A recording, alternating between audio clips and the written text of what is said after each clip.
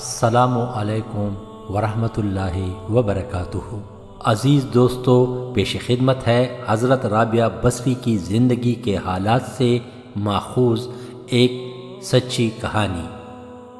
حضرت رابعہ بصری رحمۃ اللہ علیہا۔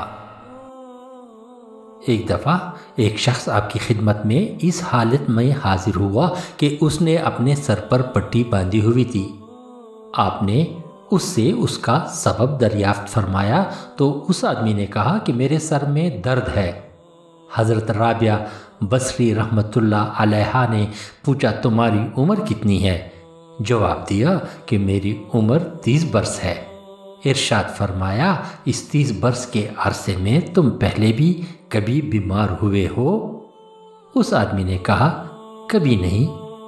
یہ سن کر آپ نے فرمایا افسوس کہ تم 30 سال تک کبھی بیمار نہیں ہوئے اور اس دوران تم نے ایک دن بھی اس کی عطا کی ہوئی تندرستی کا شکر ادا کرنے کے لیے اپنے سر پر پٹی نہیں باندھی، لیکن صرف ایک دن کی بیماری نے تم کو اپنے پروردگار کے سامنے شکایت کی پٹی باندھ لی۔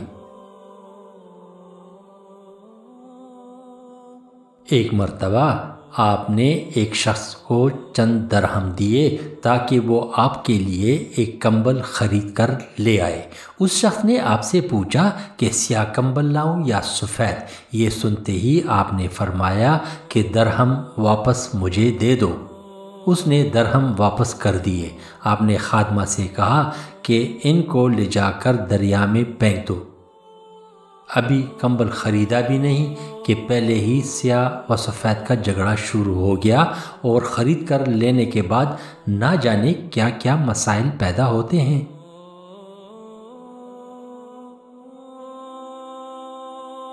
حضرت رابعہ بصری رحمۃ اللہ علیہا اپنے وقت کی صاحب فضل و کمال خاتون تھی۔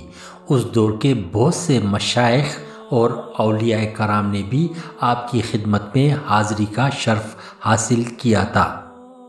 حضرت عبد الواحد آمری بیان فرماتے ہیں کہ ایک مرتبہ حضرت رابعہ بصری رحمۃ اللہ علیہا بیمار ہو گئیں۔ میں اور حضرت سفیان رحمۃ اللہ علیہ کے ہمراہ آپ کی عیادت کی غرض سے حاضر ہوئے۔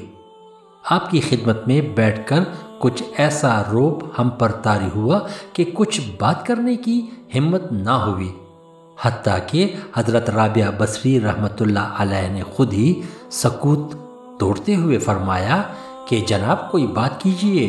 اس پر ہم دونوں نے کہا کہ اللہ تعالیٰ آپ کو مرض سے رفع فرمائے۔ ہماری بات سن کر آپ نے فرمایا مرض تو اللہ تعالیٰ ہی کا عطا کردہ ہے اور جو چیز اس نے عطا کی ہو میں اس کا گلہ کیسے کر سکتی ہوں؟ اس لیے یہ کسی بھی دوست کے لیے مناسب نہیں کہ دوست کی رضا کی مخالفت کرے۔ پھر حضرت سفیان رحمۃ اللہ علیہ نے پوچھا کہ آپ کو کسی چیز کی کھانے کی خواہش ہے؟ ارشاد فرمایا تم صاحب معرفت ہو کر ایسی باتیں کرتے ہو۔ بصرہ میں کھجوروں کی فراوانی ہونے کے باوجود 12 برسوں سے کچھ کھانے کی خواہش ہے، مگر میں نے صرف اس لیے نہیں کھائی کہ انسان کو اپنی منشا کے مطابق کوئی کام نہیں کرنا چاہیے، کیونکہ اللہ تعالیٰ کی رضا کے بغیر کوئی کام کرنا کفر کے مترادف ہے۔ اس کے بعد حضرت سفیان رحمۃ اللہ علیہ نے کہا کہ میرے حق میں دعا فرمائیے۔ ارشاد فرمایا اگر تمہارے اندر دنیا کی محبت نہ ہوتی تو مجسمے خیر ہوتے۔ حضرت سفیان رحمۃ اللہ علیہ نے کہا یہ آپ نے کیا فرمایا؟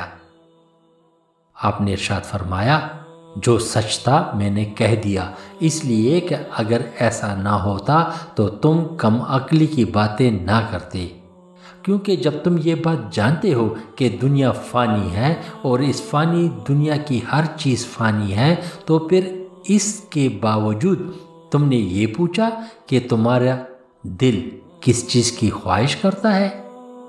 حضرت رابعہ بصری رحمۃ اللہ علیہ کی بات سن کر حضرت سفیان رحمۃ اللہ علیہ بڑے متاثر ہوئے اور اللہ تعالیٰ کی بارگاہ میں عرض کیا، یا اللہ، میں تیری رضا کا طلبگار ہوں۔